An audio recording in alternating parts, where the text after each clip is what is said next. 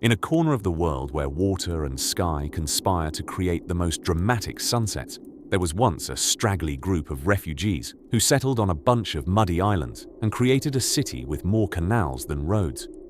You might have heard of it. It goes by the name of Venice. Now, I know what you're thinking. Refugees founding one of the grandest cities of all time is a plot twist right up there with discovering that the caterpillar is actually that butterfly. But my dear listeners, that's exactly what happened. It all began way back in the 5th century when the Roman Empire was falling apart faster than a paper boat in a rainstorm. Barbarians were barbecuing Europe, and the locals were understandably worried about becoming the main course. Seeking sanctuary, they fled to the Adriatic Sea's marshy lagoon, a place where even the fiercest of invaders might balk at trudging through waist-deep water and perfidious mud. But rather than sulk in their soggy new home, these early settlers decided to make the best of it. They embraced their inner architects, crafting their version of a medieval paradise without the hassle of solid ground. You could say they weren't just setting up a home, they were building a masterpiece. In those early days, the Venetians learned to live like otters, constructing houses on wooden stilts and navigating their daily lives in boats. It was a watery wonder, an unlikely oasis where the skies met the sea, and if you held your breath, you could hear the gentle lull of waves as they kissed the foundations of human tenacity and ingenuity. What gave Venice its panache was its people's unexpected prowess for transforming adversity into advantage. Initially, the city's economy bubbled from humble salt trade beginnings. You see, what the lagoon lacked in terra firma, it made up for in salt, which in ancient times was worth its weight in gold. Thanks to salt preservation, your meat could survive a non-refrigerated holiday season, which made Venice a veritable grocery store of the Mediterranean. As the centuries flowed on, Venice widened its horizons. By the time the barbarians were all but memories in history's rearview mirror, Venice was the gateway between East and West, a global trading hub that brought luxuries from Byzantine silks to spices so exotic they might as well have come from the moon, which was more or less how Europeans felt about India and China at the time.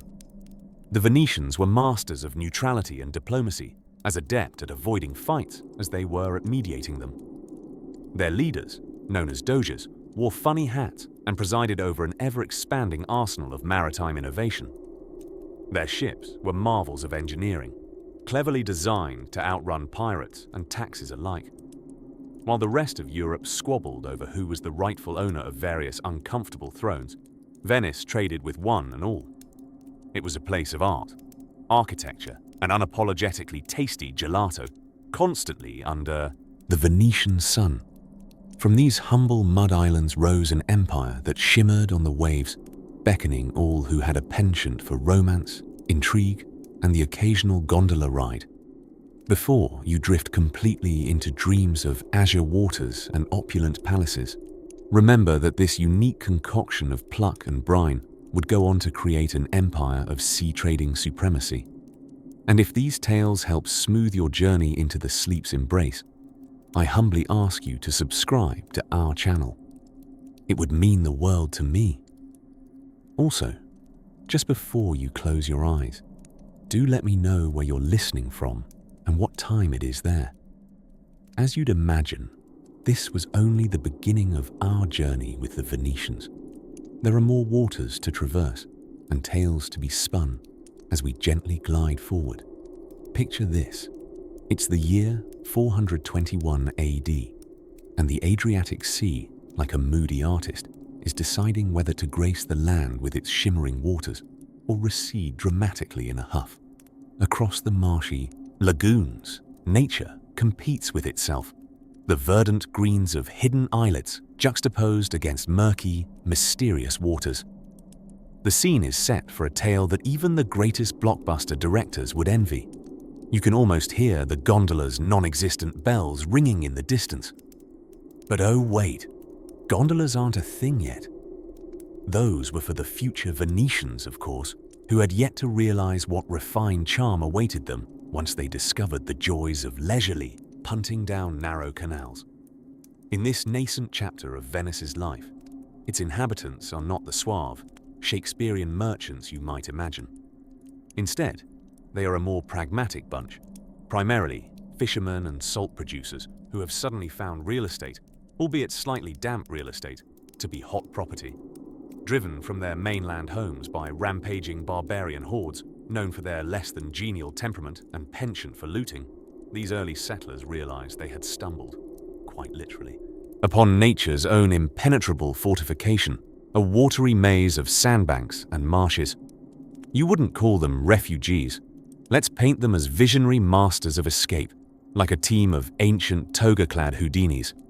As the sun rises languidly over these lagoon dwellers, reflecting off the surface of the water in promised hues of optimism and probably more than a little reality-induced stress, the scene is one of industrious, if disorganized, activity.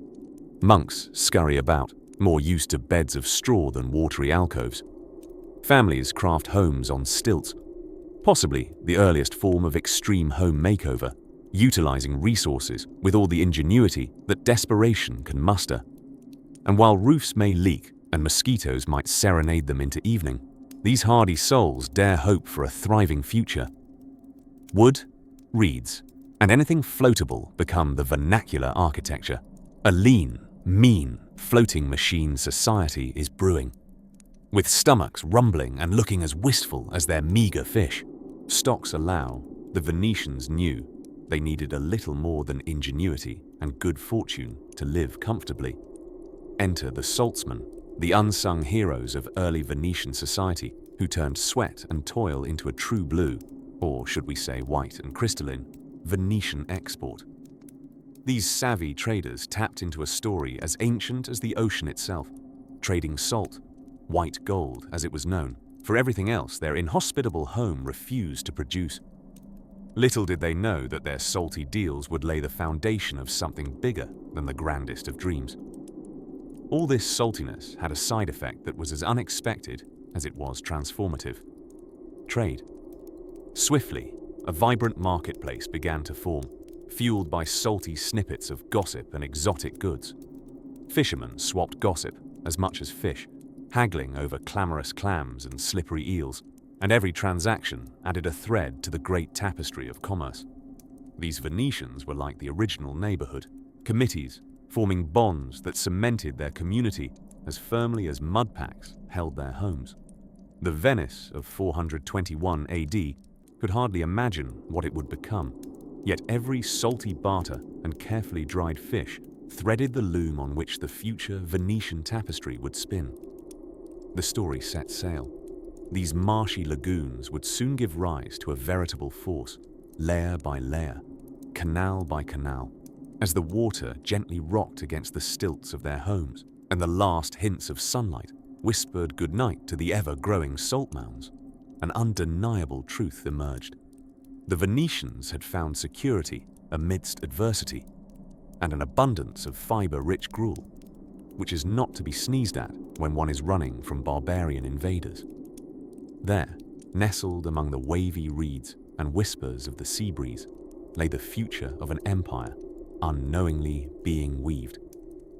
With the sun finally setting, our episode here begins to draw the curtain, one ripple at a time, leaving our heroes lulling in the peaceful clatter of construction, trade, and community, floating on dreams, whispers of adventure and untamed ambition.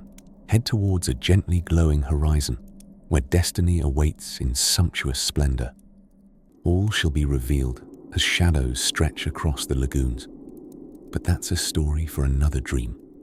As the sun began to stretch out over the horizon, yawning its way into another languid day on the Mediterranean, we find ourselves meandering back to the 9th century, where the bustling settlement of Venice was still more of an ambitious puddle than a shining city of canals.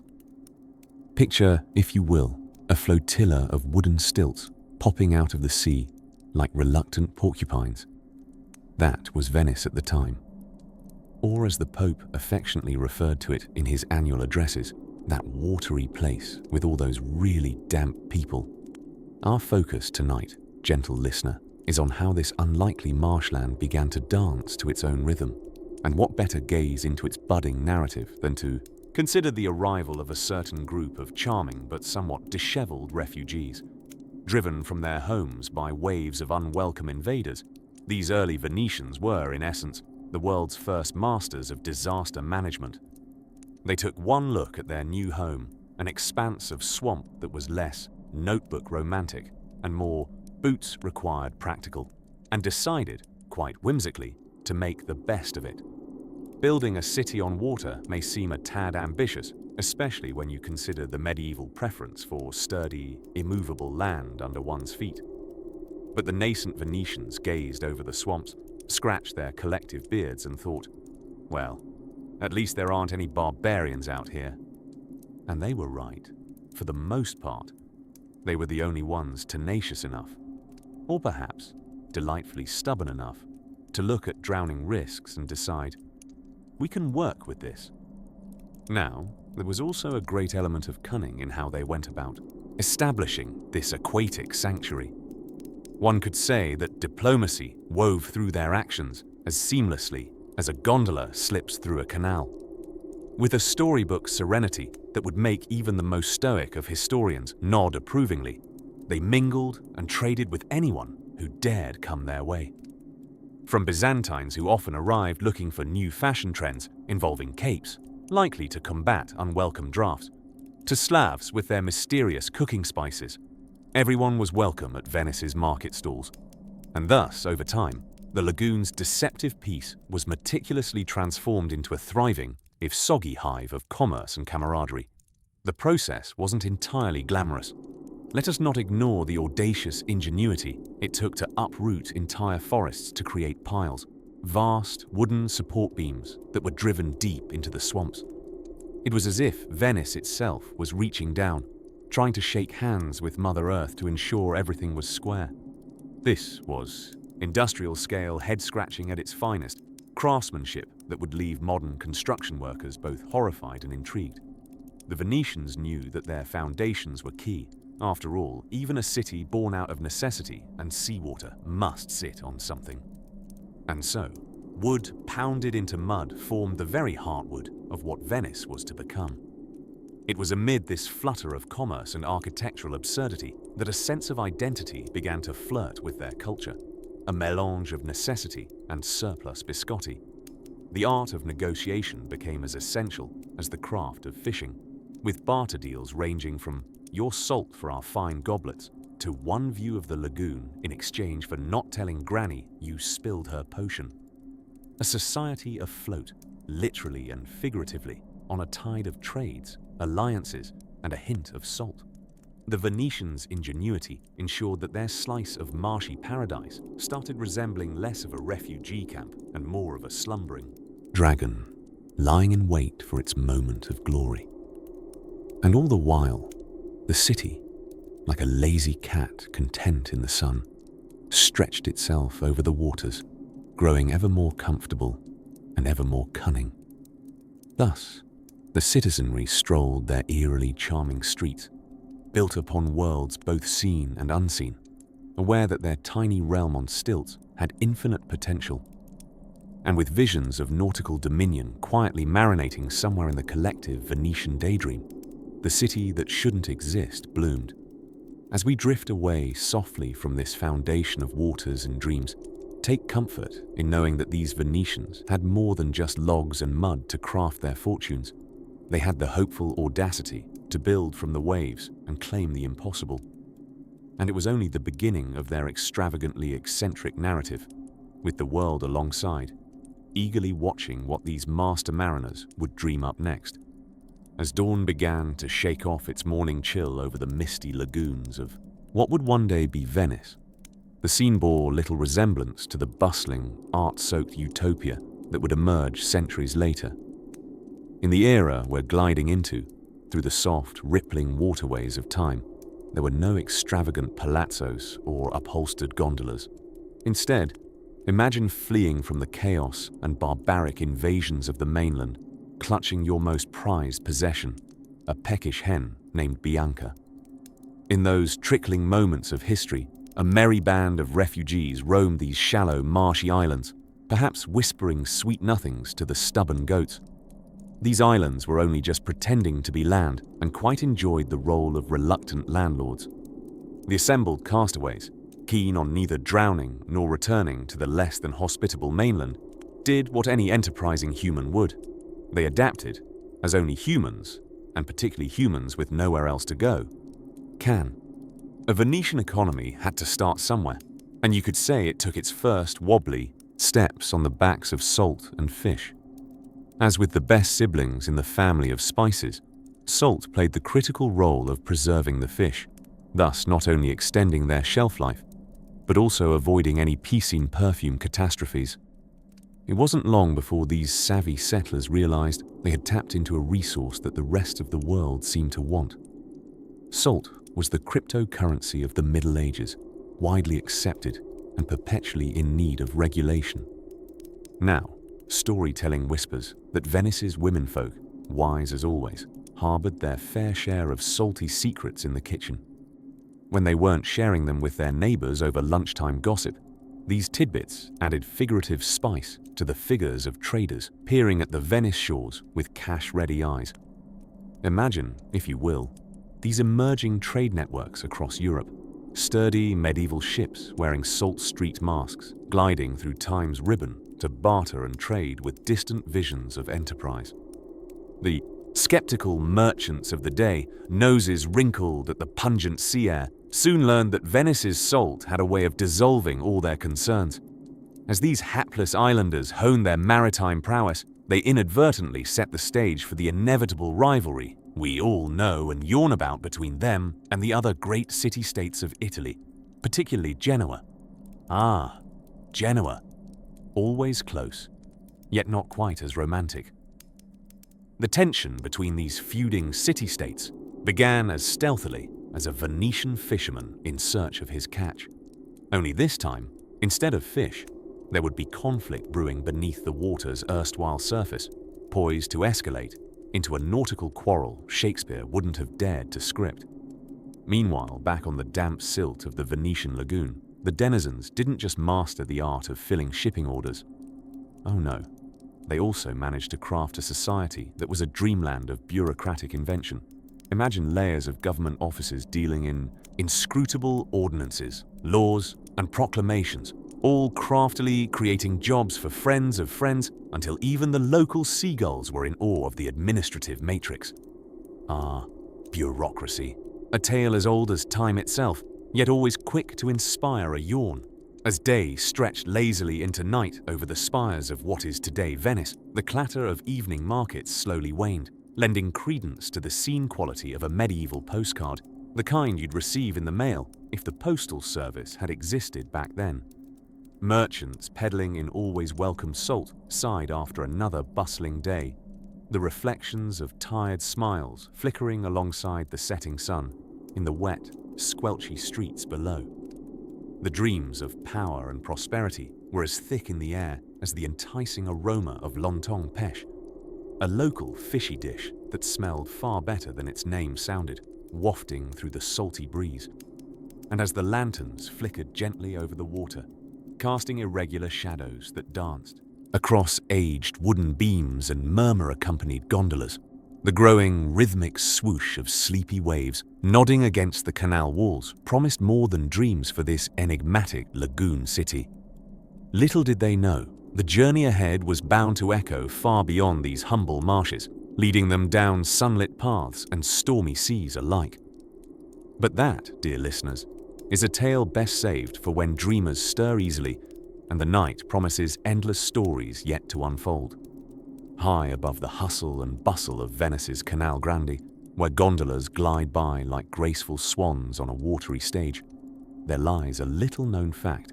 Centuries ago, the real currency of Venice wasn't lyre, but rather gossip. Indeed, if you happen to stroll along the cobblestone paths of the Rialto market during the Middle Ages, you'd hear the clamor of merchants not just hawking silks and spices, but also trading elaborate stories about the nobles' latest escapades and dubious fashion choices.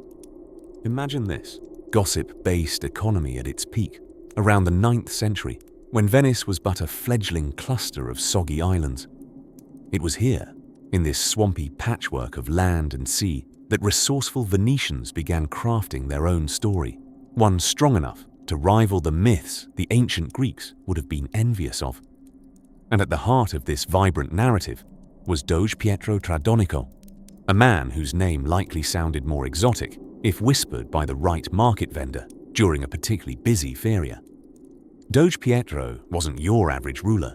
He was part intriguing leader, part misunderstood celebrity, a Venetian equivalent of the storied royals who graced the pages of the early gossip parchments.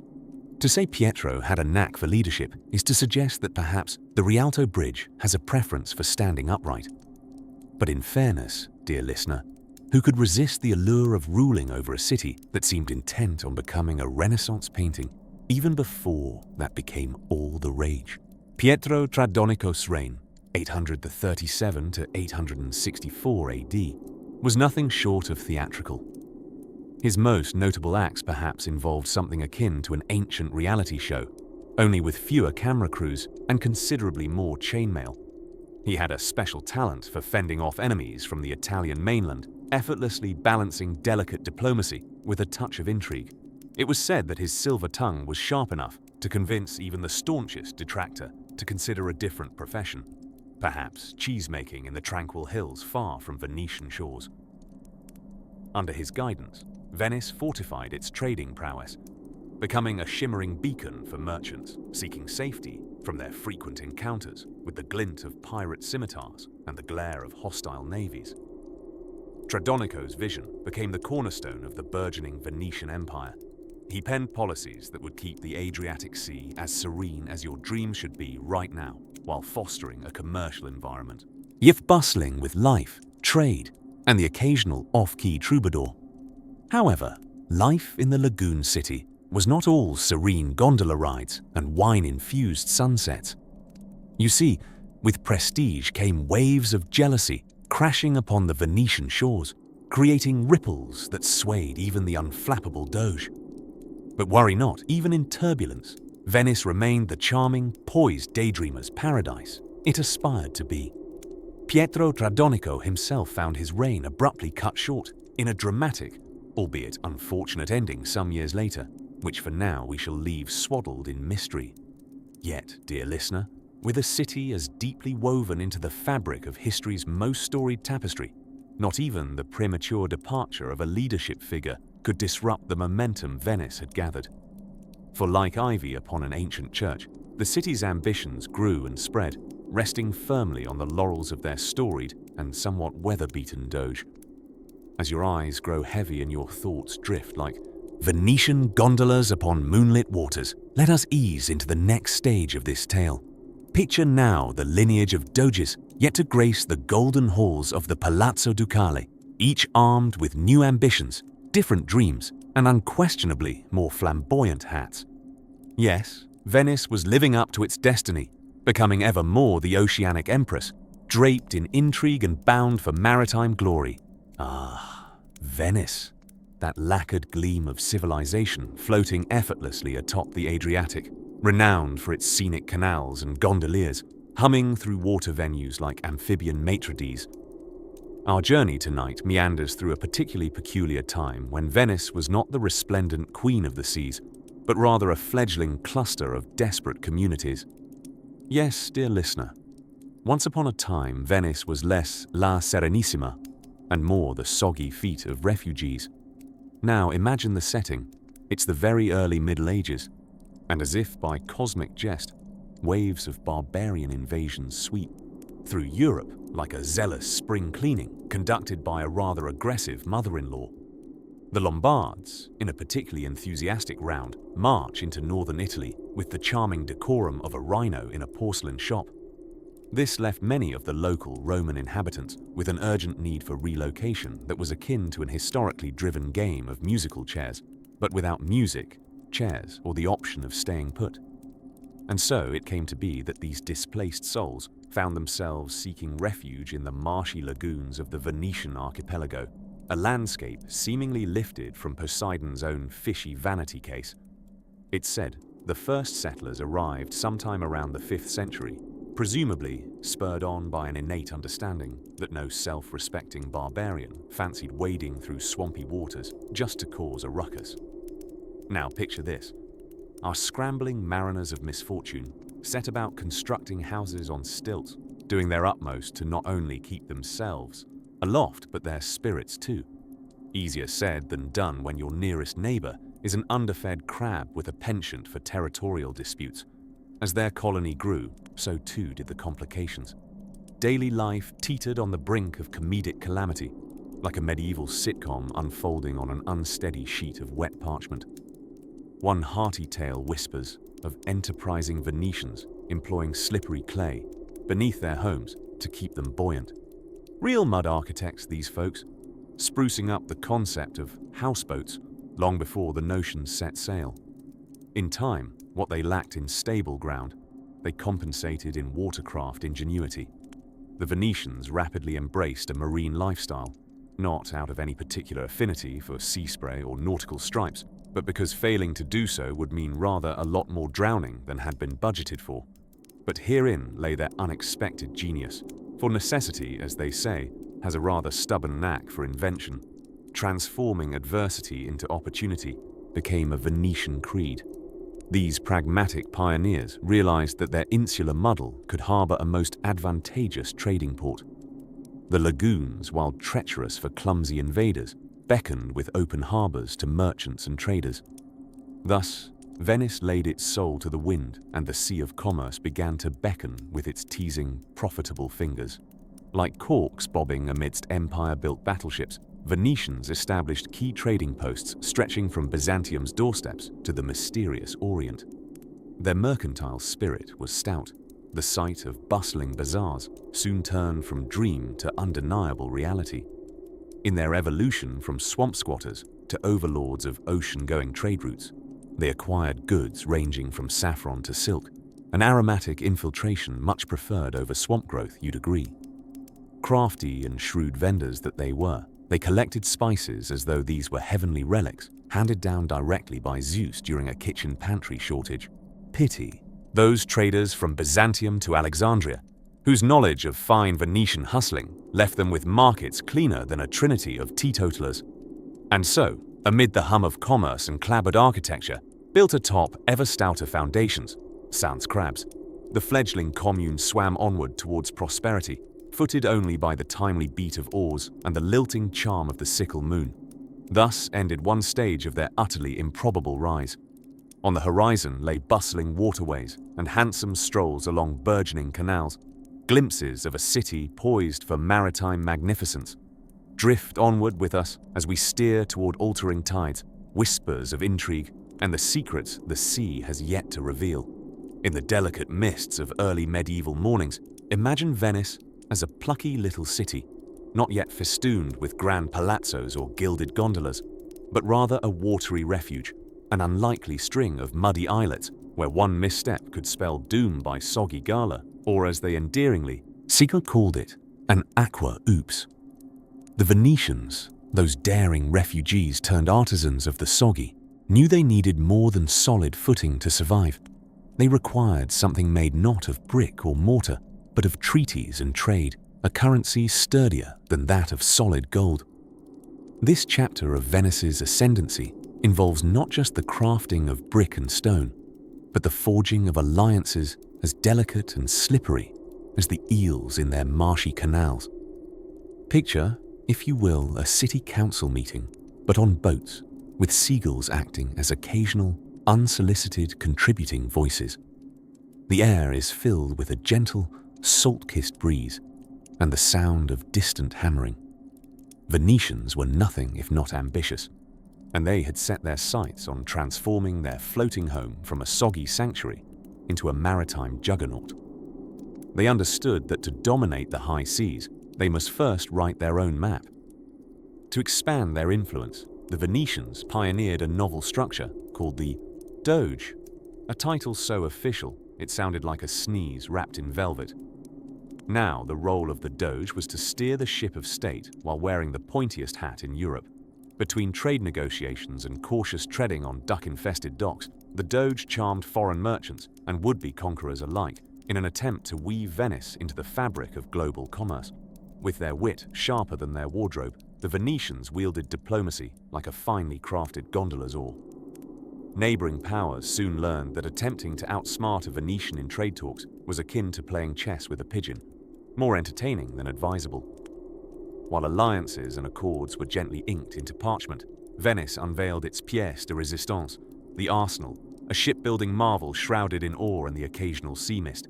It stood as a testament to their ingenuity, producing vessels faster than a gondolier could serenade a sunny summer's eve. Here lies a paradox delicious enough to savor. A city born of water now wielded power through its mastery of what lay above that very surface. Crafted with love and the top-secret formula of Venetian shipwrights, perhaps a dash of oregano for spice, the ships were set to outspend their rivals. Wooden fleets churned forth like great wooden whales, conquering the Adriatic Sea with soft gusts in their sails and louder jingles in their coin purses. What most ambitious resource indeed!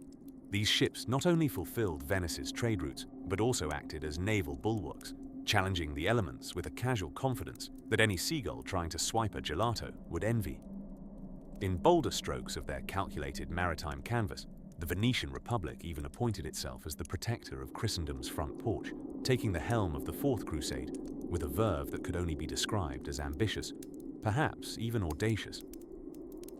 Here was a city with more islands than logic might deem sensible, aiming to instruct the mighty on continental matters, all with one eye on increasing their coffers naturally.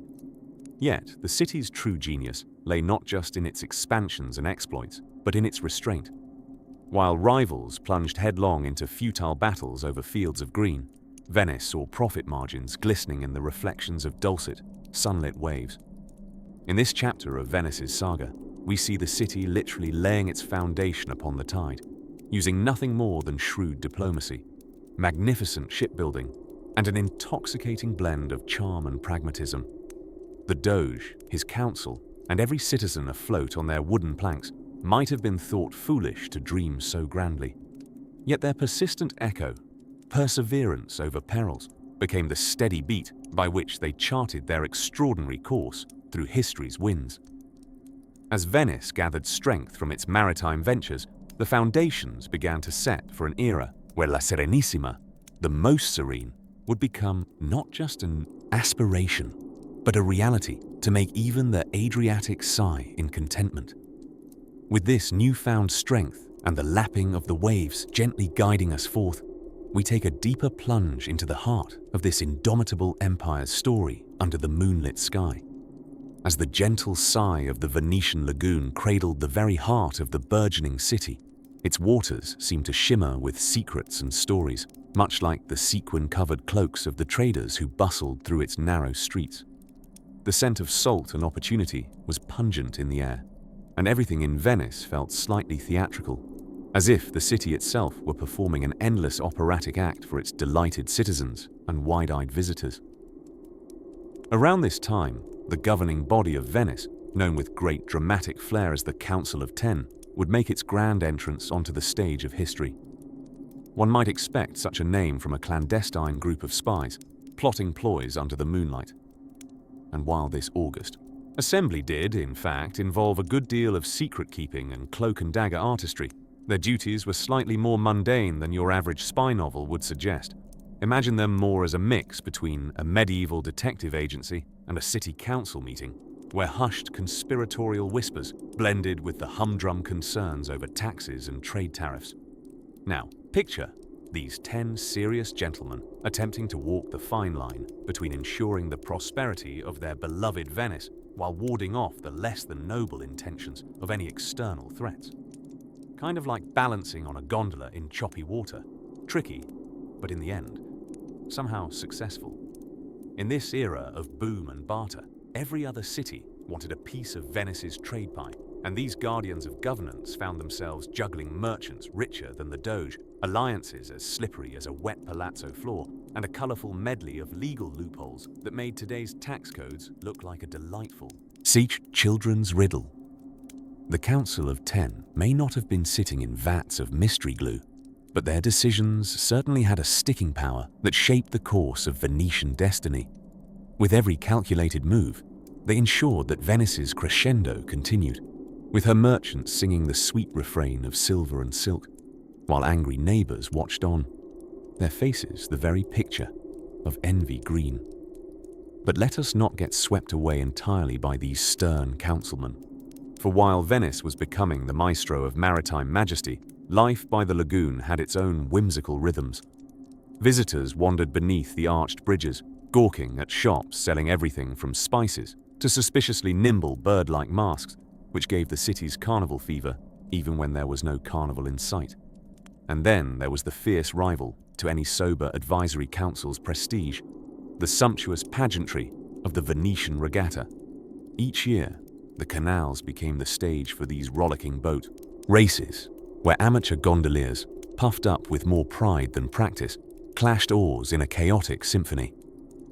The regatta was a spectacle not to be missed, attracting eager crowds and onlookers no less enthusiastic than if it were the grandest tournament on horseback. It wasn't uncommon for the competing gondoliers to get lost, their overzealous arms flailing as they rowed with every bit of their dignity and every ounce of their ancestors' fishing prowess.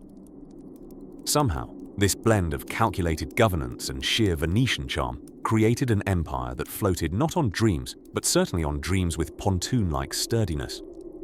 The rise of Venice was both improbable and unstoppable, like a tale penned by a long-lost Italian bard who knew how to blend melodrama with maritime mechanics. And so, as night caresses the city with its gentle lullaby, the little lights from the palazzi dance upon the water above which Venice floats, buoyed by its wealth and the wisdom of its careful captains. Venice is like a jeweled ship charting a course for even more resplendent adventures.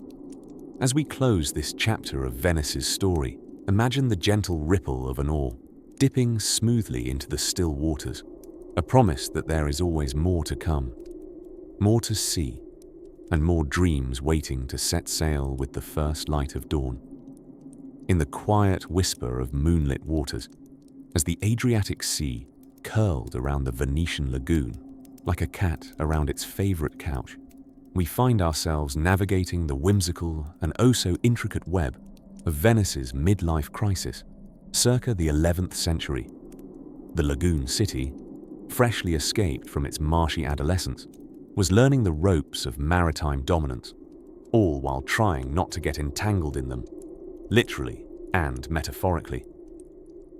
Behind the rosy facade of St. Mark's Basilica and its overtly decorative floral embellishments, possibly an overcompensation for its swampland origins, Venice revealed its true character, much like an intrepid, ancient teenager who had accidentally stumbled upon an identity worth sticking with.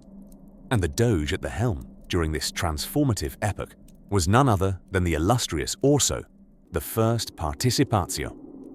His name might sound like a potential winner of a medieval spelling bee, but he was every bit the sea dog who dreamed beyond the damp walls of the city's palazzi.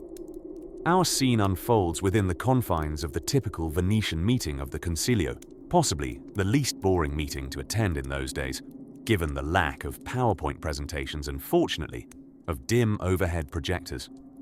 Here, decisions were made alongside plentiful servings of roasted eel, generously lubricated by discussions as slippery as the seafood itself.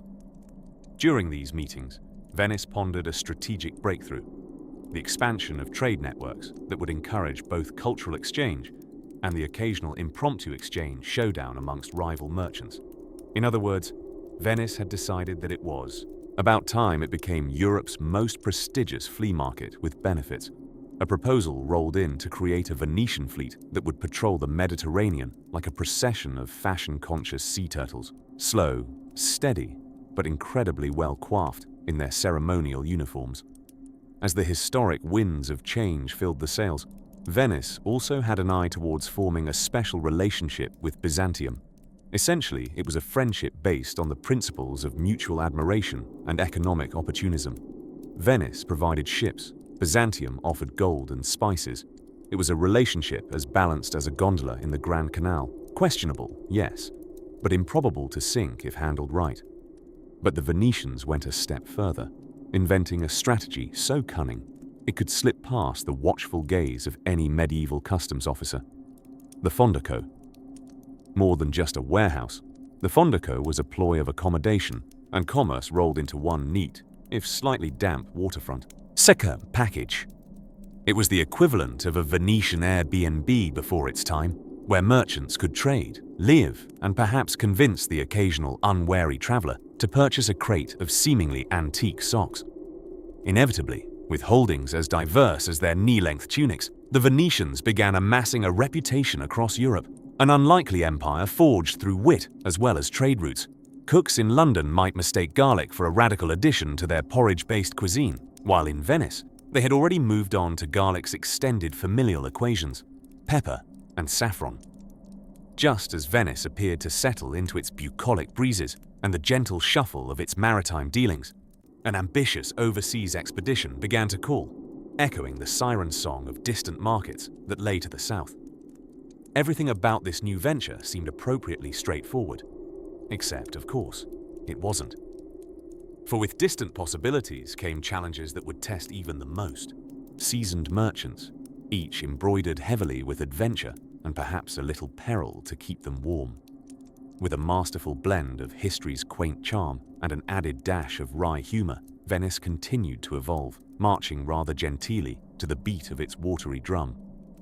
Yet, where the sea led, questions were sure to follow. Informed inquiries about destiny, trade, and exactly how many puns per capita one can stomach before breakfast. And with those gentle waves lapping at the edges of your sleepy imagination, dream a little longer along the Venetian canals, for our next venture lies just upon the horizon, offering tales of extraordinary ambition and the occasional minor scandal of the medieval sort. As the stars twinkled like gossiping Venetians across the night sky, our journey through history drifts us into the 11th century, where intrigue was as common as the gondolier's song, and perhaps just as melodious, if you squint your ears. Venice, our illustrious city perched on its spidery web of canals, was beginning to emerge from its swampy origins with just a dash of flair, much like a show-off, leaving onlookers in silent awe. Weaving tales taller than their stilted houses, Venetians were ready to spin the loom of prosperity and naval might with a charm only found in their secret alleys and echoing piazzas, bathed in moonlight. Here, the gentle swells of the lagoon lapped at the heart of a city caught in the very fabric of the Mediterranean tapestry. Unbeknownst to the adventurous merchants zipping across their maritime lanes, they were unfurling a sea chart not merely of trade, but of transformation. You see, trade was the golden thread, stringing together a dazzling array of spices, silk, and the occasional clandestine murmur about who was wearing what from lands so far that even the most seasoned Venetian map-doodlers shrugged and casually added sea monsters. But in this particular chapter of Venetian history, one cannot ignore the pivotal role of the city's esteemed guests, ambassadors. Yes, those charming, often elegantly clad beings who made it their duty to commingle in civilized banter, avoiding at all costs any discussion of those untimely invasions, or who'd lost what land to whom over a game of Byzantine chess. The art of diplomacy in Venice was cultivated in soirees that blended strategy with cuisine, because after all, even in history, it's always wise to butter up a potential ally with a fine casserole. Notably, our focus falls on an ambassador whose wit rivaled even the sharpest quill. Imagine a figure moving like a graceful ship between discussions. Michele Crisolo, whose acumen for turning tense negotiations into inspiring poetic stanzas won as many battles as the city's famed fleet. Despite his impeccable timing, Michele had a peculiar penchant, a unique insistence on addressing complex geopolitics through engaging dinner theatre. Yes, each treaty not only signed but serenaded, perhaps cementing Venice as a cultural epicenter in its ascent to prosperity. Now, diplomacy wasn't all song and dance, although in Venice it certainly came close.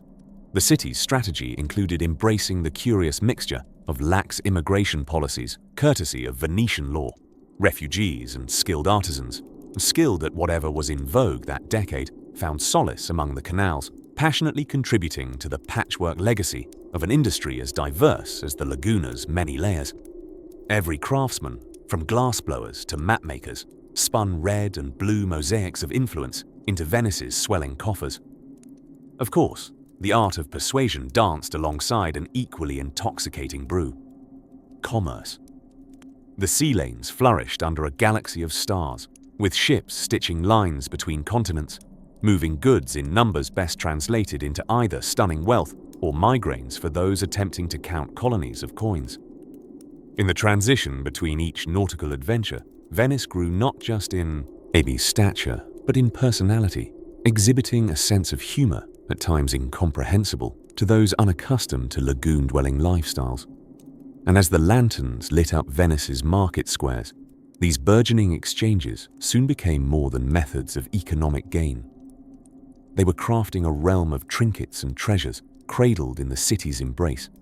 Each market day was an adventure with scenes as vibrant as frescoes and surprises as curious as Venetian street names, inviting travelers to partake in snacks or scandals alike.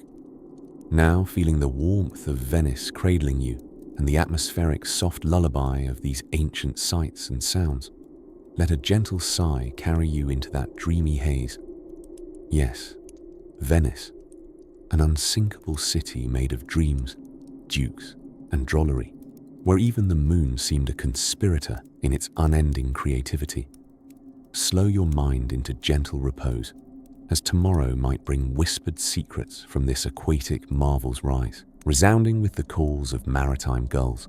But for now, let the tide carry you softly further into slumber, listening to the rhythm of oars cascading into the silver-tinged waters of Venetian nights, as we sail dreamily into the 11th chapter of our slumberous Venetian voyage.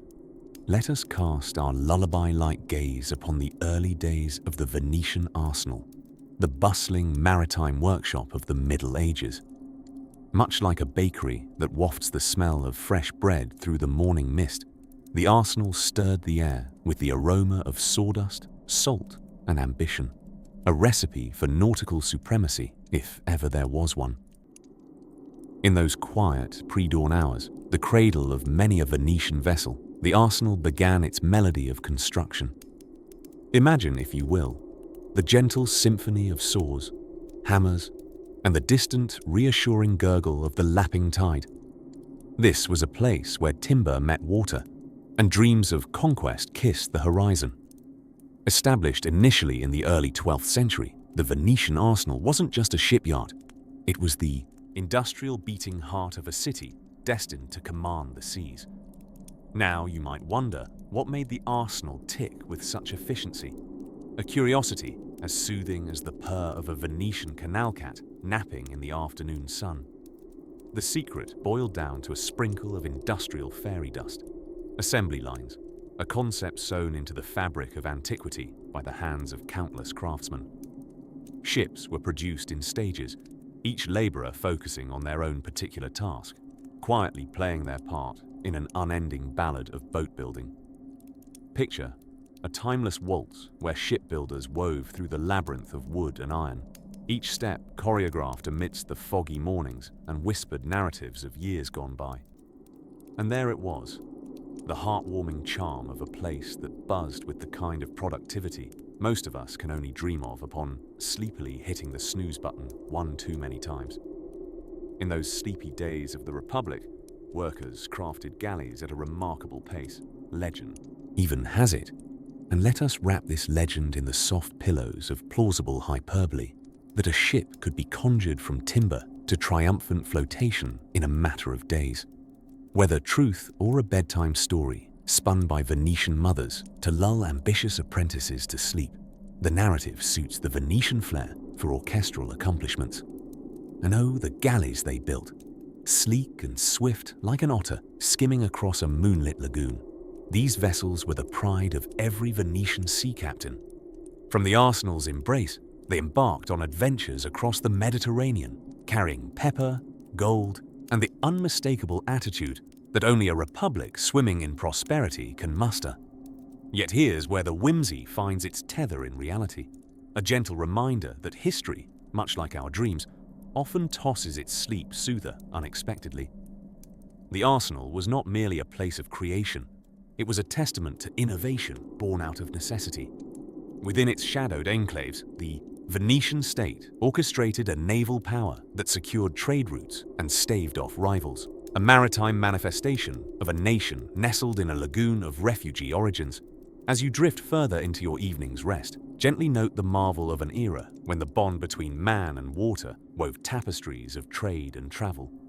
The arsenal was more than wood and sails. It was the pulse of an empire etched against the night sky of history. In the soft breath of this chapter's closing, allow your consciousness to float comfortably, with the waters of the Venetian lagoon lapping softly at the foot of your bed. For ahead lies another tale, equally tucked into the cobwebbed folds of time, where the destinies of merchants and mysteries await to unfold under the sleepy gaze of a moonlit nocturne. The lagoon whispered softly as a gentle breeze floated over its surface, stirring the dreams of Venice's inhabitants as it always had. Located between land and sea, Venice became a testament to the art of keeping one's feet dry while never truly escaping the damp. By the 11th century, it was clear the Venetians had quite the sense of humor, merchants who could sell water to a fish, and sailors who made their living out of a sea that was sometimes more home than havoc. Like a tightly woven net, their city emerged from the lagoon, all shimmering opulence on stilted foundations. In one fateful twist of maritime logic, these waterfaring folk began wondering if their boats had more in common with money trees. They saw every ripple as an opportunity for trade, and every stormy sea as merely a dramatic backdrop for a ballet of nautical negotiations. Yes, Venice, that city where the streets were rivers, began to think that maybe they could steer themselves into dominion over these waters, not just float upon them. And so, our heroes of the lagoon began flexing their maritime muscles. A new chapter of naval supremacy began with a yet quite improbable captain which, in the true spirit of Venetian obscurity, we'll call Giovanni, because, statistically speaking, he probably was. Giovanni, like many Venetians destined to shape history, had briefly questioned why fish never spoke to him, thus concluded that the solution was likely found atop a shipping vessel bristling with cargo. With sails puffed like oversized cheeks and hulls hugging spices, tighter than a Venetian mother hugging her only son goodbye, Giovanni set sail, away from the welcoming aroma of sea breeze and fresh basil, ahead into the wider world. The Venetians set their sights on trade routes stretching as far as the shimmering sands of Byzantium's doorsteps and the exotic lands full of silk and secrets, indulging in the oh-so-Venetian belief that borders were mere suggestions, not stop signs. It's at this point Venetian sailors realized they had mastered a unique skill, elbowing their way into markets while charming everyone with their tales of otherworldly trade wonders. Or at least until they found a buyer's appetite for salt. The craft of building mercantile relations was honed with each sea voyage, and diplomatic affairs were elegantly penned into trading treaties by quill-wielding negotiators. With every transaction, the Venetians tied invisible knots, binding together assorted kingdoms, regions, and empires over barrels of olive oil and bolts of cloth, proving that Venice was all about networking before it was even vaguely hip. Given their keen knack for commerce, it wasn't long before the most prominent men of Venice realized the sea wasn't just a road to riches, it was a bridge tethering them to influence, to regional power, and ultimately, the neighboring Byzantine Empire itself. Why seize land when you could charm it out from under its ruler? And so, Venice began to carve itself a throne amid the waters, presiding over canals that sang of trade and treaties. With the careful peel of a barnacle here and a decorative paint job there, they'd fooled most of Europe into thinking they were not just rising economically, but floating effortlessly to the top on golden seahorses. It was, if nothing else, a marvelous illusion of floating influence, as gondolas slipped silently through canal arteries, carrying men of cunning and consequence. You could sense that the heartbeat of Venice was no longer a fragile whisper. It throbbed with the power note of mercantile victory. Yet the evening didn't hush all ambitions. Whether strolling leisurely on a moonlit Rialto, while makers of candied charms lulled its citizens to confectionery rapture, minds echoed with the thoughts of tomorrow's sail. Drifting like the delicate currents that nurtured them, the Venetians continued to weave their web across trade routes as invisible as the city's foundations. And with eyes set beyond the horizon, they pondered what destiny the seas would bestow during their next voyage, which was never a mere matter of if, but a confident when. There, beneath the velvet, starlit sky over their lagoon city, Venetian hearts calmly leaned into the echo of an era's embrace, ready to stretch their sails toward ever-unseen opportunities. As the moon played peekaboo behind silky clouds, promising both new adventures and gentle slumber, our journey of Venetian mastery idled for a spell, on the cusp of further explorations. As the Venetian sun lazily crawled over the horizon, painting the great lagoon in hues of orange and dreams, the city of Venice awoke, but not just for another day of maritime management and an abundance of pasta. By the 11th century, Venice was the very definition of a grooving metropolis, a city that had grown from clusters of weedy islets, where cows were the original beach bums, to a bustling hub of commerce and intrigue. Ah, Venice, the place where, if you threw a pebble, you'd likely hit both a gondolier and a diplomat. And yet the Venetians ventured far beyond the melodic allure of gondola rides. It was around this time they decided to channel their inner global influences, minus selfies, but with even more determination. They didn't rest on their laurels for long. Who had time for that when there were entire seas to captain and rival cities to outwit? What's an ancient city to do when it holds the sway of the seas? Make even more savvy business decisions, of course. Picture Venice as a ragtag team of managerial wizards, with the Doge, not a caricature of canine tendencies, but the leader of the Venetian pack, serving as the original CEO of Stonks. The Doge was the maestro of a delicate symphony involving not only the commercial dominance, but the delicate politics, akin to a high-stakes game of maritime monopoly. Speaking of maritime monopoly, the Venetian merchants were the ones who'd leave even the shiniest entrepreneurial stars of today's universe envious. They perfected the art of balance, capturing the trade routes and branding spices and silks with a certain je ne sais quoi, if they spoke French, that is. Now, every successful city needs a flagship, quite literally, and Venice had its ultimate pièce de résistance, the arsenal, metaphorically and quite literally, the city's workshop of wonders. This colossal shipyard was not merely about launching a fleet here or there. No, the Venetians were the IKEA of the sea, long before the Swedes thought of flat-packing furniture. It was here, amid wood shavings and the scent of tar, that the Venetians' military stroke of genius became as commonplace as a spritz at day's end. In addition to finessing boat building into an art form, Venice's dogged diplomatic skills plugged them into a network of alliances akin to having the quickest courier service in history. The most notable triumph was their relationship with the Byzantine Empire, a partnership that other cities surely whispered, perhaps enviously, over clinking goblets of the finest Venetian wine. Consider it the medieval version of an influencer collaboration, but with far fewer cat videos and more treaties.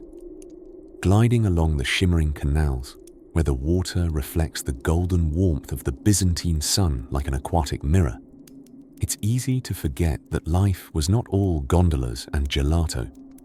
While Venice's aristocracy worked on perfecting the art of opulent pouting, a skill rivaled only by their legendary parties, the rest of the populace honed the necessary skills to keep this maritime titan running effectively, all while ensuring it had the allure of a city destined for postcards and puzzled maps. And so, amid all the commerce and seafaring paparazzi moments, the true Venetian spirit was quietly at work, weaving the fabric of yet another chapter in their legacy, ever mindful that the next tide could bring yet another unexpected armada to their doorstep. As the waterways cradled the city like a lullaby, one might call it a testament to the tranquil yet astoundingly versatile Venice, a city that danced on water, sleeping with one eye on the horizon and a hand on its oar, ready for whatever adventure was to come. With the sun beginning to nuzzle into its nocturnal crevices, Venice prepared itself for yet another day, poised on the precipice of possibility as the moon cast its silvery glow upon the quiet canals of 12th century Venice. Our story picks up with a delightful paradox. Here was a city, born not of ostentation or grand design, but of mudflats and fleeing rebels, now poised on the cusp of maritime mastery. How did a cluster of soggy islands, once more familiar with mosquitoes than might, prepare to take the world by storm, quite literally? Ah, my dear listener, pull your covers a bit tighter as we wade into these dreamy waters. Venice was about to embark on a journey that proved the old adage true. Necessity truly is the mother of invention. Left to their own watery devices, the Venetians ditched the conventional idea of solid ground is better and decided with a collective shrug, why not build ships and sail circles around everyone? Venetian innovation was nothing short of spectacular. Imagine, if you will, a bustling shipyard stretching the length of Bacino di San Marco, the sounds of hammering mingling with the lapping of waves. Enter the Arsenale, a grand shipbuilding factory long before Henry Ford ever dreamt of assembly lines, or assembly carriages for that matter. This triumph of maritime craftsmanship could produce mighty ships with a speed that would make a modern contract law office look as fast-paced as dial-up internet. It was here that the secrets of shipbuilding were treated more carefully than one guards the last piece of tiramisu.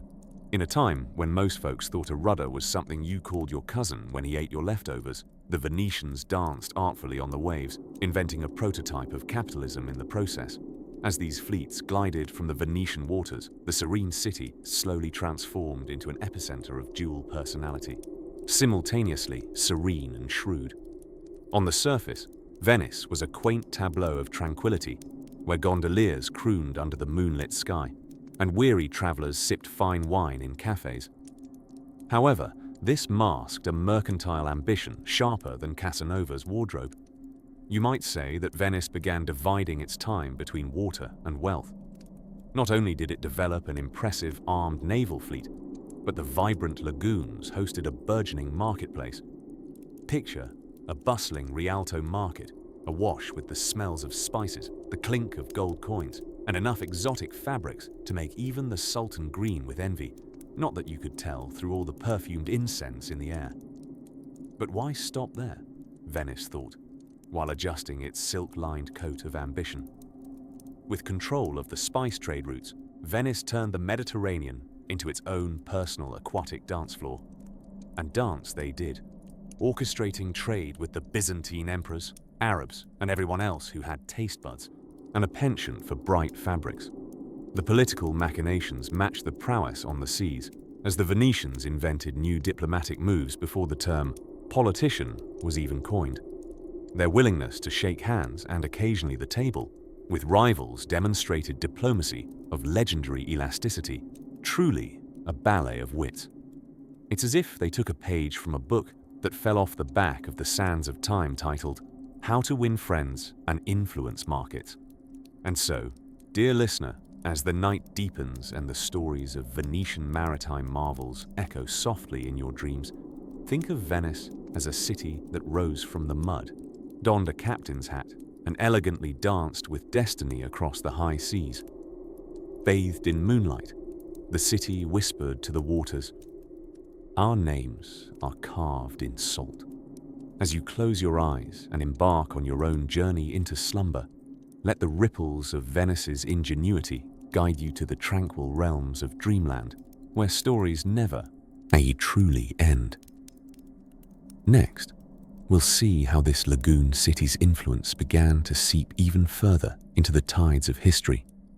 But for now, let that image of moonlit canals carry you softly into sleep.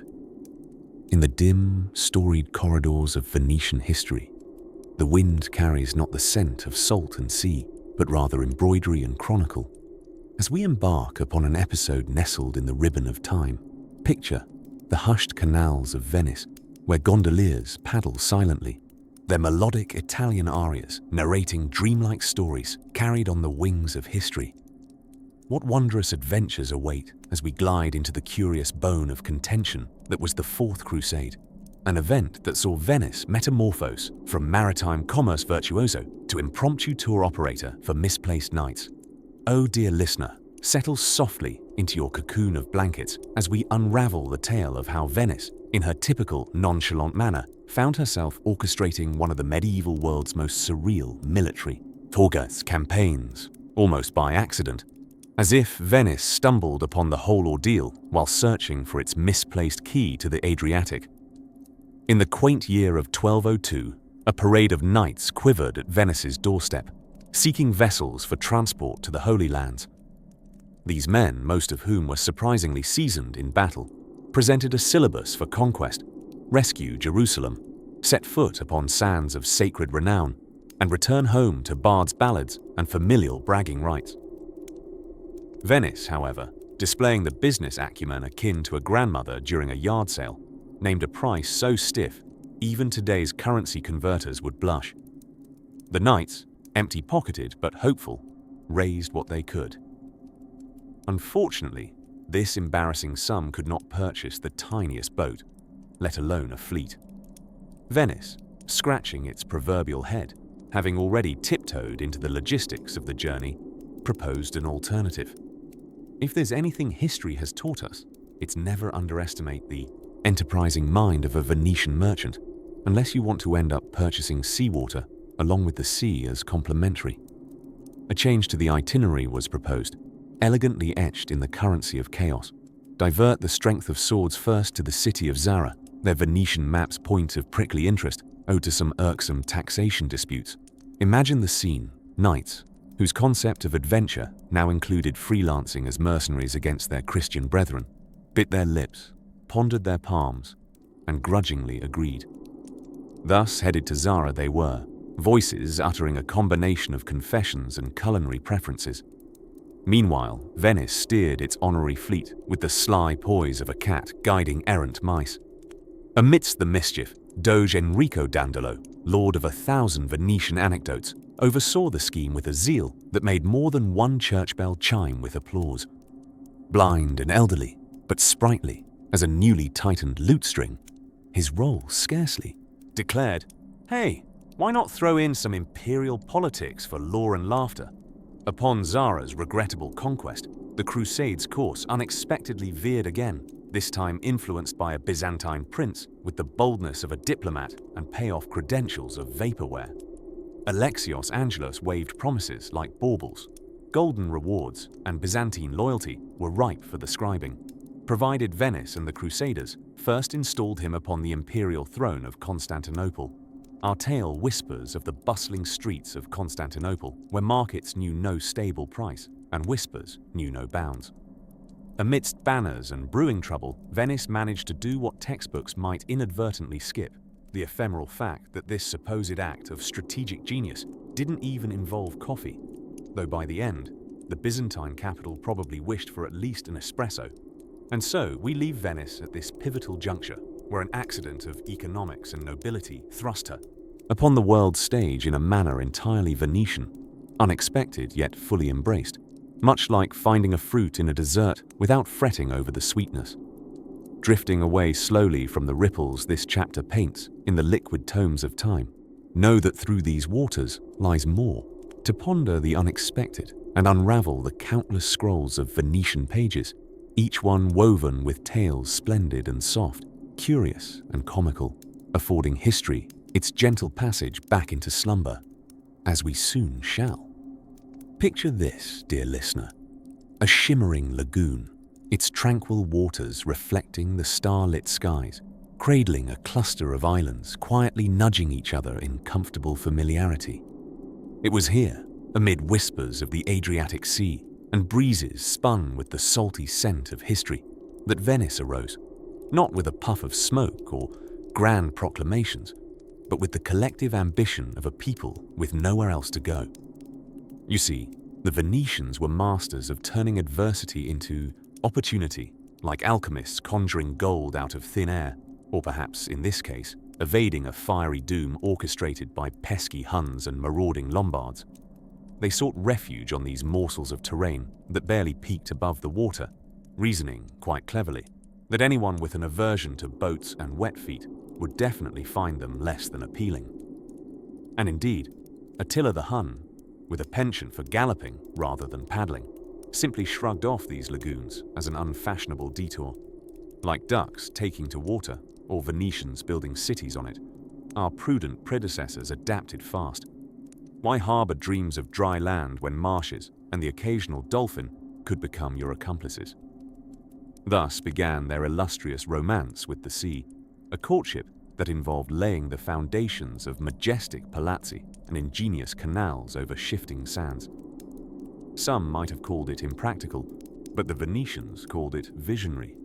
After all, the best way to keep your enemies at bay is to embrace enough water to make them shiver at the thought of navigating it. Now, if you've ever played a lively game of Monopoly, you might understand the next part better. Rather than acquiring land, these resourceful souls brokered trade deals, set up markets that bustled with silks, spices, and other exotic wonders shipped straight from the east. Enter the Venetians, merchants par excellence, their networks humming like a well-tuned lute. It turns out it was far more profitable to sell saffron and oranges than swing swords at cantankerous neighbors. Watch out, Paris. Venice has found its calling. But such maritime marvels weren't erected on entrepreneurship alone. No, they needed a bit of bureaucratic bravado, a drizzle of governance, and, naturally, an eccentric mustache or two. Enter the Doge, that illustrious overseer who wore hats fashioned from curtain tassels and commanded the kind of respect a golden retriever elicits at a rocking chair convention. Surprisingly adept, these doges navigated the political intrigue of the sea-powered republic with a deft hand, like captains charting courses through social tides. Indeed, they wielded diplomacy with the finesse of a seasoned orchestra conductor, ensuring Venice held center stage on the political seas without losing its rhythm to the tempest. As waves of prosperity cascaded through their floating avenues, the Venetians grew daringly inventive. Picture engineers gleefully spearheading feats of architectural audacity fit for postcards. And as gondoliers quietly serenaded moonlit waters, artisans crafted masterpieces, rendering the city an irresistibly ornate jewel, its elegance whispering timeless stories. By now you might be wondering if it ever got dull, this idyllic Venetian tableau. Fear not, dear listener, for even amid their successes, Venetians harbored an insatiable hunger for more. More knowledge, more adventures, and perhaps a tad more fish-based recipes than necessary.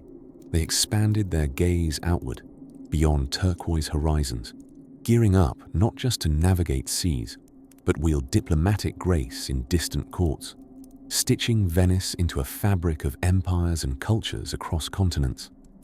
And so, as night wraps Venice in its gentle embrace once more, let us pause, snug in the swirling allure of stories half told, songs half sung, and dreams half dreamed.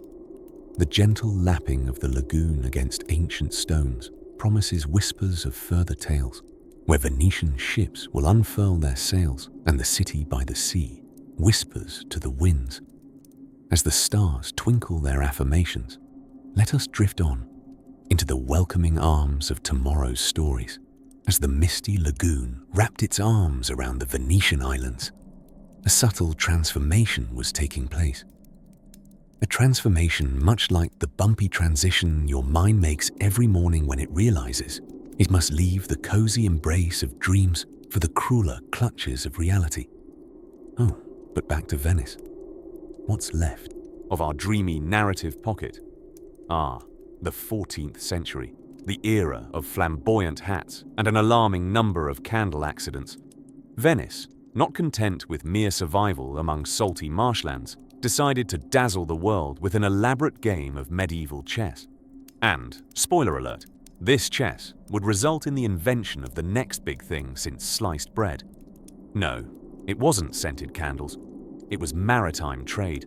With an almost magical instinct for thriving amidst apparent chaos, the Venetians set out on a maritime adventure filled with more spice than your grandma's secret curry recipe. they turned their attention to the vast, unpredictable blue that stretched beyond the horizon, the sea, where commodities flowed like tales of great warriors at a bard's feast. One significant contributor to this tale was the Venetian Arsenale, a colossal shipyard, comparable only to today's vast IKEA warehouses, but thankfully easier to navigate. Rumor has it that it was possible to build an entire galley in less time than it takes for your average ship captain to utter a sea shanty. Here, thousands of craftspersons worked in harmonious fever, like bees on caffeine in a particularly optimistic hive, assembling ships so quickly that even the gods of assembly line production looked on, impressed. Then, there was the majestic merchant fleet unleashed from this crucible of creation. They surged forth across the seas in grand and elegant lines, masters of both speed and cargo, their sails full of mainstream adventure, like a Netflix special. You can't stop binging. These galleys carried textiles, spices, and possibly some very confused cats across the known world, weaving an intricate web of commerce that formed the lifeblood of this Venetian empire. Now, if you're weaving such a fantastic web, you absolutely need a little something called diplomacy. A charming and deceitful dance of courtliness that, much like your uncle at family gatherings, was full of both prowess and questionable anecdotes. The Venetians perfected this art, managing to be on splendidly good terms with just about everyone. They had the Sultan of Egypt giggling like an overly excited schoolchild, and the Byzantine emperors nodding alongside their every calculated move. And with great trade came great administration, an area where the Venetians were as organized as a librarian's favorite bookshelf. The Venetian government was an exercise in controlled chaos, much like a five-ring circus with traders, artisans, and foreign dignitaries all wrestling for dominance, but somehow forming a beautifully choreographed act reminiscent of the finest Venetian ballet. And at the helm of this colorful enterprise stood the Doge, a title sounding suspiciously like an enthusiastic canine, but actually referring to the elected leader, presiding over this cacophony with a blend of wisdom, diplomacy, and occasional napping.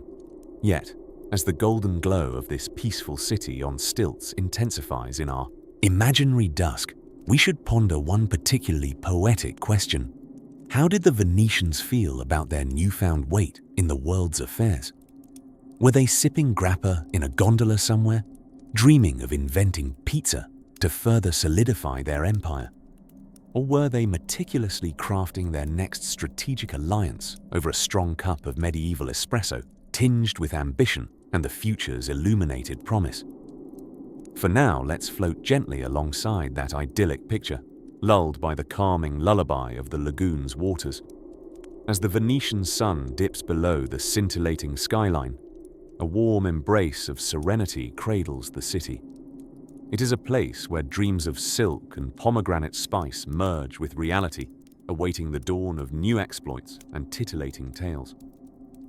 Let's allow our minds to drift further into the night, where Venice's storied threads continue to weave a compelling tapestry, one enchanting sail at a time, as we sail through the ebbing tides of history into yet another chapter of Venice's unlikely ascent. We find ourselves tiptoeing delicately across the 15th century, where mystery and intrigue waltz hand in hand. Imagine, if you will, a moonlit canal, serenely sleepy and shimmering softly like gilded silver, reflecting the stars that once whispered secrets to the seafaring Venetians below. Now, in these times, Venice had become something of a Europe's curious treasury, an emporium of exotic wonders where fortunes could rise like the tides and disappear just as capriciously. And within this mystical realm, there thrived a peculiar figure, a man whose cunning wit was as sharp as his tailoring shears. Giovannino the tailor. Ah, Giovannino, a tailor by trade but a sage by circumstance, known to stitch gossip as deftly as garments. Each whisper he uttered was carefully hemmed with a dazzling stitch of humor. Giovannino, always with his characteristic mirth, would declare, "Remember, my friends, we Venetians didn't just leave Lombardy for its humidity. No, We came to master the art of floating on political scandals. Legend has it that his stories, beguiled with a touch of the fanciful, were more woven than his finest tapestries, yet warmly cherished by the citizens, half for the amusement and half as a warning to keep their own antics in check. It was during one particularly balmy Venetian evening, as gondolas swayed gently under the whispered caresses of the lagoon's breeze, that Giovannino found himself at a lavish banquet. There, he spun a tale about the new mechanical marvels being brought from the east. "You see," he would say between sips of Prosecco, "these contraptions are going to spare the hard-working merchant from risking a soaked sleeve every time he checks the time. Just look at this Eastern clockwork." And with a flourish, he would reveal nothing more than an ordinary pocket watch.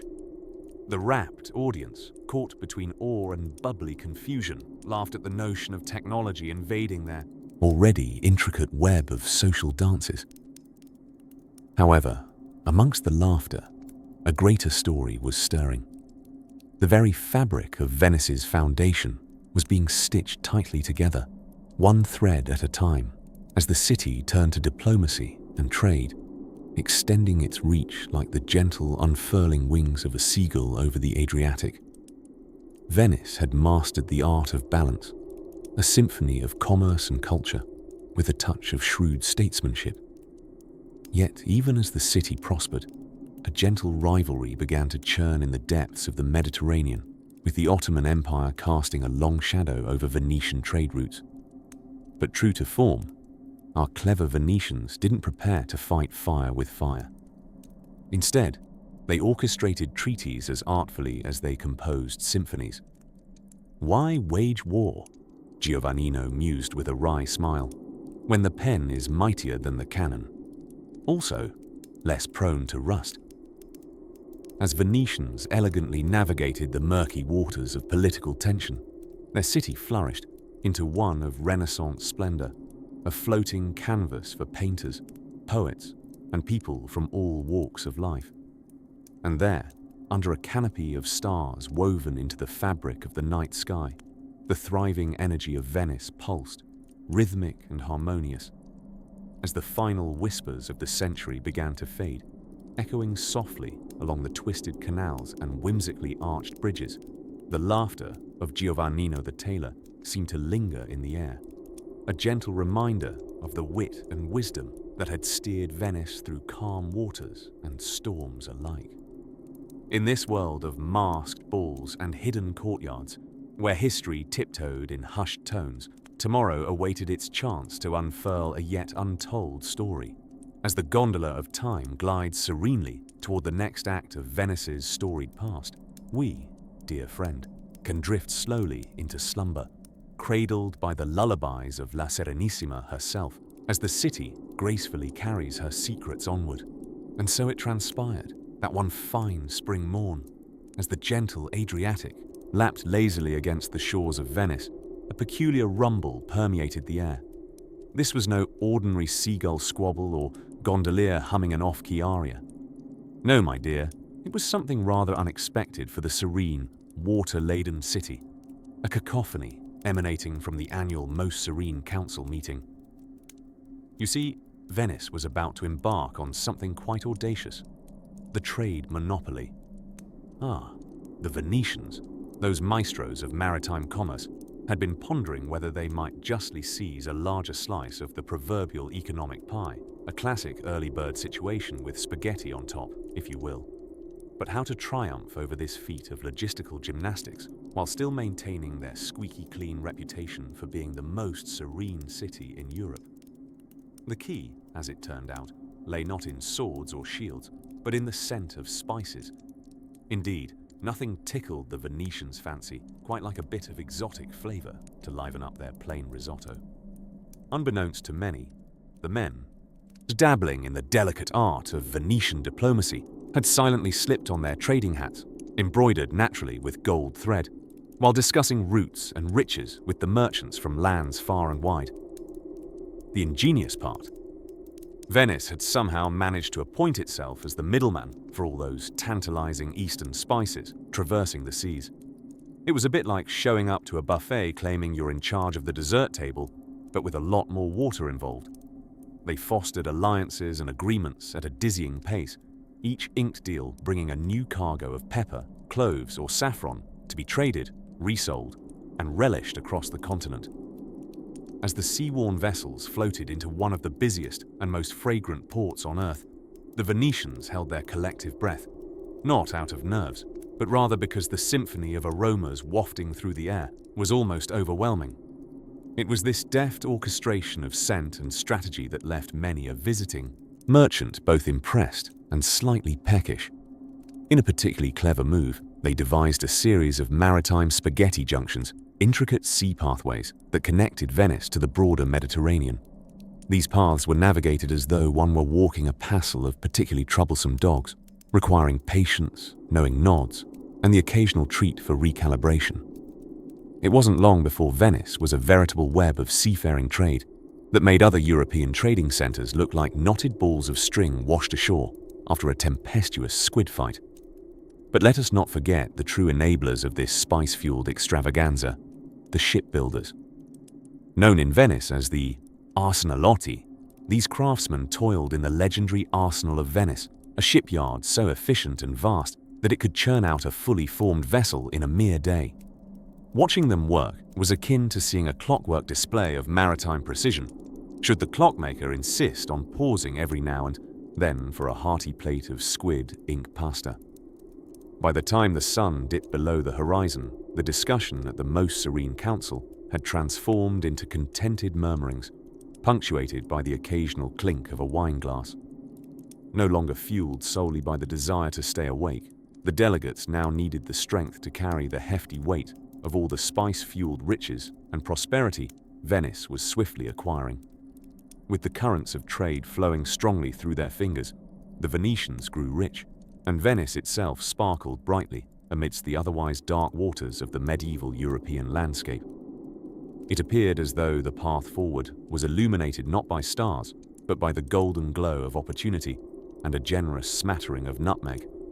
And so, with ships gliding gracefully through the Aegean and across the seas, their hulls laden with riches and dreams, Venice continued its rise, a city that, at first sight, seemed destined for drizzle and doldrums, instead awoke each day to dreams crafted from salt, spice, and sea stories. But as each chapter in the grand saga of Venice drew to a close, the noise of the council faded into the dreamlike ether, preparing gently to turn the page. As we sail through the misty canals of Venetian history, eyes gently drowsy and ears eager for a tale, we find ourselves at a curious dock in time, the 15th century. Picture Venice at the height of its splendor, an elegant anomaly where grand palaces delicately perch over shimmering waters, and everywhere you turn, eccentrically dressed merchants enthusiastically haggle over spices with aromas potent enough to lull even the most stubborn insomniac into a restful slumber. Now, dear dreamer, let us jaunt through this Venetian spectacle in an imaginary gondola, perhaps chauffeured by a gondolier who serenades us in serenely off-key Italian. We glide through the silky waters to St. Mark's Square, where Venice orchestrated the first recorded fashion show of merchant, or mariners flaunting the latest in anchorwear, garments rumored to be so avant-garde they were practically unsinkable. Yet, this was just one example of Venice's flair for blending the flamboyant with the functional, always with a touch of whimsy to keep history's straight face from breaking into a yawn. Around this time, Venice was orchestrating what could be considered one of its finest magic tricks, the transformation of trade goods into gold without ever needing an alchemist.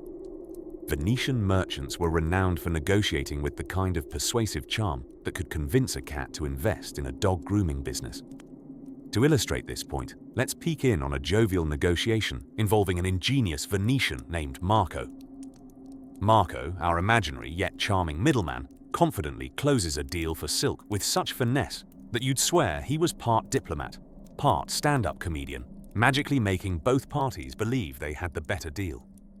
And of course, we must not forget the legendary Venetian arsenal, a shipbuilding marvel that functioned at lightning speeds, enabling Venice to maintain a naval prowess that would make Neptune nod in approval. It wasn't just a shipyard, but an assembly line of vessels in such harmony with the sea's rhythms. Even the ocean's grumbles were considered soothing lullabies. Those visiting the arsenal might have happened upon the peculiar sight of artisans singing cheery sea chanties, purportedly to keep the hammers in time, but let's be honest, it was just as likely a Venetian version of workplace karaoke. As Venice expanded its maritime buffet, a growing curiosity about distant lands stirred in the hearts of its explorers. Venetian navigators ventured far beyond the Mediterranean, embarking on expeditions that eventually made them some of the first Europeans to taste delicacies from worlds as far-flung as Asia. One can only imagine the culinary chaos these new spices introduced into Veneto kitchens, where chefs boldly experimented with seasonings even more complex than Venetian trade agreements. Yet despite the bustling tapestry of trade and exploration, life moved at a peculiar rhythm here. In Venice, time seemed to follow a leisurely rippling pace akin to the canals themselves, as if the city was eternally suspended in a sunlit afternoon nap. Gossip traveled faster than gondolas, breezing across cafe tables where espresso-fueled philosophers debated grand ideas such as, was the Earth round or just fashionably oval? Even in political maneuverings, there was a mellow artistry. The Venetian oligarchs who ran the government were adept at keeping peace as much as power, often with such subtlety that palace conspiracies unfolded with the grace and elegance of a slowly passing cloud. It's as if the entire city was in on an unspoken pact to ensure even the storms of politics were just soft rains that coaxed lovely garden parties to move inside. As our gondola drifts on, leaving the sunlit square behind, the gentle lapping of water becomes a lullaby. Venice was and remains a place where reality and whimsy are woven tightly together, a testament to human ingenuity buoyed by dreams. The lagoon whispers its secrets to the night as our journey carries us onward, gently turning the page to reveal new stories beyond the horizon of our waking thoughts. Now, imagine, if you will, a night at sea under the Venetian stars. The gently rocking boats in the lagoon, the subtle lull of water against wood, and the soft clinking of cargo as it sways in time with the current. Tonight, we find ourselves in the candlelit quarters of one of Venice's most debonair doges. Think of him as the CEO of this maritime empire. Beard slightly tousled, eyes twinkling like the Adriatic moonlight, he is in a pensive mood. Our doge knows that Venice, though seemingly tranquil on the surface, is always churning with schemes as intricate and labyrinthine as its own canal system. You see, the 12th century was a time when trade was serious business in the city of bridges, and what's an enthralling sea tale without a few sacks of mischief and a sprinkle of cunning? This brings us to the biggest trade secret Venice ever kept, a secret more prized than its famed carnival masks, or even that weird dish they called bigoli in salsa, which, to this day, remains something of an enigma. The Venetians, you see, were not only masters of the sea, they were masters at playing psychological chess. And yes, even the pieces on this chessboard were crafted from Venetian glass. Back in the day, Venetian ships were the Beyoncé of the seas, always in high demand. Every country yearned for their designs, hoping to fill their ports with dazzling state-of-the-art vessels. But the Venetians were notorious for crafting ingenious trade barriers, sending mock blueprints to competitors that, upon construction, would sink faster than a lead gondola. This level of craftiness has us wondering if perhaps Machiavelli wasn't truly a Florentine, but an undercover Venetian. As the warm breeze whispers through the drapery in the Doge's chamber, we can almost hear him muse about the Maritime Trade Pact scandal of 1172. Ah yes, a tale spun with more layers than a well-packed suitcase. Rival cities had tired of Venetian dominance, so a group of merchants, amateurs in the art of treachery really, devised an agreement, hoping to cut Venice out of lucrative trading routes. But with a casual flick of a quill and what might be described today as a power move, the Doge negotiated the famous Pacta de Terra Firma, devising a trade network so daring that it involved alliances with every feudal lord from the Alps to the Ionian coast. A triumph so definitive, the only word to describe its success rhymes conveniently with snooze. Meanwhile, in distant lands, whispers of Venetian cunning played on loop like a polyphonic ringtone. An unusual piece of artistry emerged in response: Venetian operas. These musical escapades wove operatic sagas of Venetian voyages, so enchanting that sometimes the audience completely forgot about passing out and fell asleep halfway through the overture. But what's particularly noteworthy is how Venice's fame didn't hinge on its size or military might. With land that could barely contain a garden, let alone an army, they didn't have the brute strength of Rome or the imposing presence of the Persians. Instead, they perfected commerce with a flair that could only be described as avant-garde. Diplomacy became their war, and commerce their conquest. Now, let us glide away from this riveting juga and imagine the sun rising over the Venetian lagoon, casting pastel hues that mirror the dreamlike facade of the Doge's palace. The Grand Canal awakens, its waters glistening, muddled slightly more by silk than by time.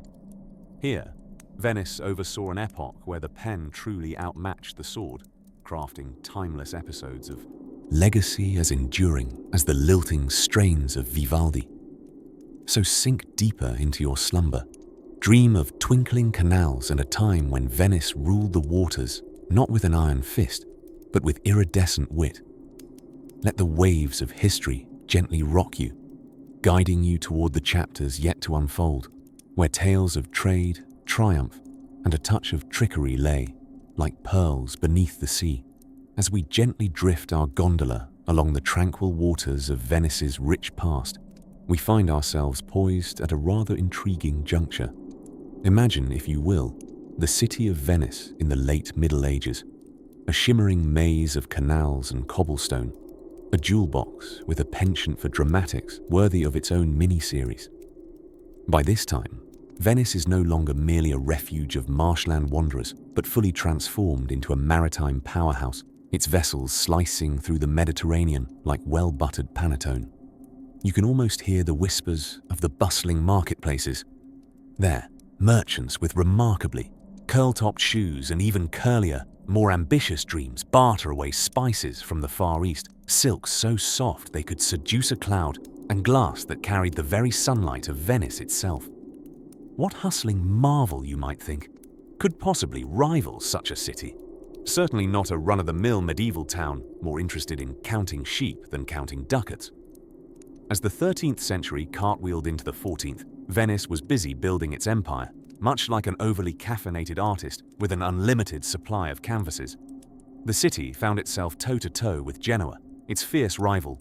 Imagine the two swaggering merchants in their finery, exchanging barbed compliments in a trade fair showdown. Genoa was no slouch when it came to maritime activities, and its sailors were well versed in the black art of keeping their boats afloat, and their rivals' boats distinctly less so. But Venice was not about to let the waters of destiny be muddled. Oh no. It flourished under the semi-prescient leadership of its doges, a title that might sound to modern ears more like a popular meme than a revered position. But indeed, these doges were the cornerstone of Venetian politics. Elected for life, they sashayed through their palatial offices with the decidedly stylish air of those who knew exactly how to handle a fur-lined cloak. Among them was Enrico Dandolo, a marvel in his own right, not letting something as trivial as blindness interfere with grand ambitions. He led his fellow Venetians in the Fourth Crusade with the verve of a maestro conducting an orchestra composed entirely of hyperactive squirrels. This particular crusade wasn't exactly as advertised. It did involve quite a lot more looting of Christian cities than originally planned. But such are the fine lines of history, and some might argue, early manifestations of creative reinterpretation. By the time Marco Polo came back with his wild tales of far-off lands and talked about them with the gusto of a child, discussing their latest imaginary land, Venice was well and truly in its element. Polo, known for his legendary journey to China, arguably inspired more dreams of eastward voyages than noodle dishes he'd inadvertently popularized. His travel stories were exemplars of that great Venetian pastime, captivating their audiences, leaving wanderlust in their wake, and sparking debates over the existence of cities of gold and mythical beasts with alarming regularity at local taverns. Venice continued to thrive, despite the occasional hiccup, such as dealing with the plague's less than hospitable visits, or the sinking sensation that sometimes accompanies being built on water. Its republic was a triumph of governance, and its adaptability to changes in trade winds and political climates was as remarkable as, say, getting lost in Venice itself, a perfectly acceptable outcome even for the most seasoned of navigators. As we pause here, letting our tired eyes softly wander over the bridge, between Venice's spirited past and the promise of its resilient future, our gondola seems to rock gently with the swell of stories yet untold. The placid ripples carry us forward, encouraging us to rest, to dream of future chapters unraveling like a map of endless horizons. So let us float quietly onward into the embrace of the Venetian night as our tale sways toward its next stirring chapter. As the sun began to dip below the horizon, casting an orange glow across the canals of Venice, the proud city seemed to reverberate with tales of its astounding rise from the shallow marshlands it once called home. One could almost picture the early Venetians squabbling over the best reeds for their huts, blissfully unaware they were laying the foundations for Europe's most opulent maritime empire. Ah, the irony of it all, starting as simple swamp dwellers fleeing barbarian invasions and evolving into the toast of the Renaissance. But let us talk of something less grandiose and slightly more relatable to our drowsy audience, a tale of Venetian taxation. Yes, nothing captures the sublimely mundane beauty of history like a tale about taxes, which, despite the skepticism it might arouse, is truly a solid candidate for the mesmerizing lull of bedtime storytelling. Venetian tax policy, much like Venice itself, was a masterpiece of balance and intrigue. Through an extraordinary tapestry of tolls, tariffs, and the sort of clever loopholes only a maritime superpower could design, the city's coffers bubbled over like a well-aged bottle of Prosecco. By taxing everything from docking permits to pepper, yes, the absurdly prevalent condiment, it's no wonder Venetian merchants made shopping look like an Olympic sport. You see, in this city of canals, subtlety was in abundance. Even the tax collectors were chosen for their ability to blend into the rich, tapestry-like scenery of the Venetian market squares. Legend has it that one particularly stealthy collector managed to levy a tax on the very gondolas cruisers were floating in, only revealing his harrowing deeds when the gondoliers, those unsung heroes of Venetian transport, realized they were being charged for rowing people across water that technically responded to the moon more than any governing body. Such finesse in taxation truly reaffirmed Venice's place at the pinnacle of clever. The twist in our tale of tariffs came courtesy of Venice's ruthless efficiency in keeping tabs on those slippery financials. Records, penciled in with quills that seemed to have an alarming knack for running out of ink, were meticulously maintained in the grand chambers of stately buildings. If there's one thing the Venetians loved, it was a good archive. Not only did these records ensure taxes kept flowing, but they also created a paper trail so detailed that one could almost hear the echoes of every coin spent in the echoing halls of historical infamy. One might ask how the Venetians got away with enforcing such a steady stream of levies. The answer, quite unironically, lies in their charisma and a peculiar Venetian flair for diplomacy. While the ships laden with spices and silks docked eagerly at the ports, the diplomats of Venice, who were as agile with words as their ships were with sails, bartered trade agreements as if they were discussing the weather, always making it seem like paying slightly too much for saffron was the most delightful idea ever conceived. All this talk of taxes and spices might have you thinking, did this marvelous metropolis ever tire of its own ingenuity? Did the endless counting and recounting of glistening ducats drain its spirit? Perhaps. But Venice persisted, like a swan gracefully gliding on the surface of its serene waters, concealing the frenzied paddling beneath. It indeed had a swan-like elegance, with a penchant for the dramatics and just a sprinkle of espionage to keep things interesting. And so, as this evening picture of murk and majesty slowly withers into velvet twilight, let us set aside these musings of fiscal fancy. Nest yourself in amid the ebb and flow of relaxing reflection. There'll be time in our next and final chapter to explore how this amphibious marvel navigated the twilight of its golden age. But for now, allow your mind to drift like a gondola through the gentle ripples of the Grand Canal. Let your dreams be as dotted with intrigue as Venice's night sky is with stars. And just like that, dear listener, Venice whispers not only history, but lullabies into the slumbering night. As our tale unfolds in the serene glow of moonlit waters, Venice's story floats quietly onward, allowing a final few ripples to grace the glassy surface of history. Now picture this: a breathtaking city rising improbably from a lagoon, initially populated by refugees who were just seeking shelter from some particularly unpleasant barbarians who had a habit of redecorating cities by accident. These were the Venetians' beginnings, a group of people who, when faced with the question, "Where do you want to live?"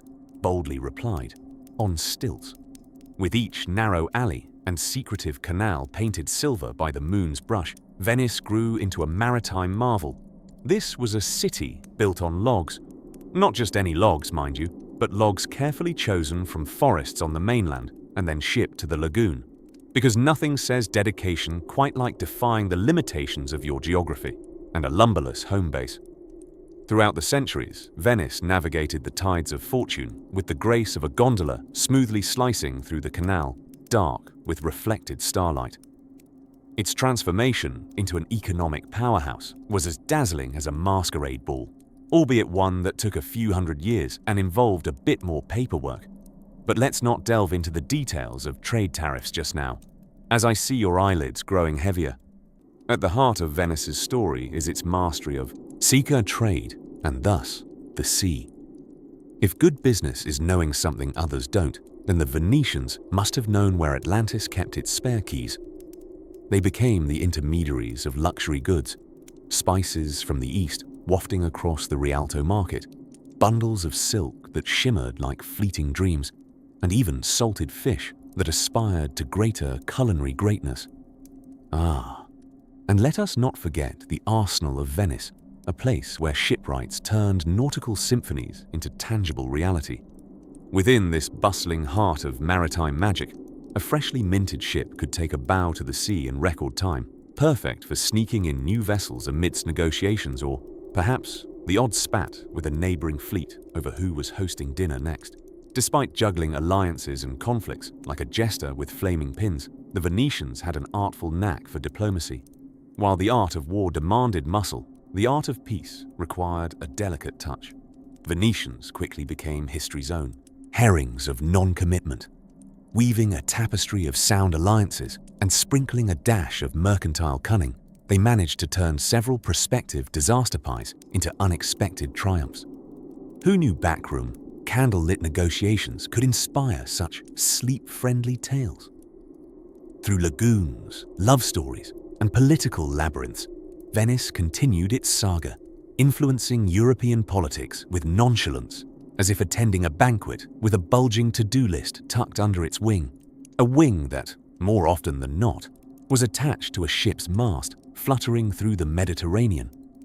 And as every shimmering sea must meet its shore, our saga concludes not with a deafening crash, but with a gentle lilt on the waves. Venice, for all its canals and curious charm, is a testament to resilience, innovation, and the pleasing contradiction of building a city not just on water, but from whispers of salt-laden breezes. As you drift towards slumber, imagine the delicate reflections of moonlit, mosaics, and the symphonies of history's quiet harmonies echoing softly through time. So let us float away on these Milano-crafted dreams, where gondoliers softly serenade the stars above with whispers of old, and let the gentle ripple of ancient tales guide us into the velvet embrace of night's deepest rest. Sleep well, dear traveller of time, and dream of city alleys awash with moonglow. For in or without history, all roads, or rather all canals, lead graciously to sleep.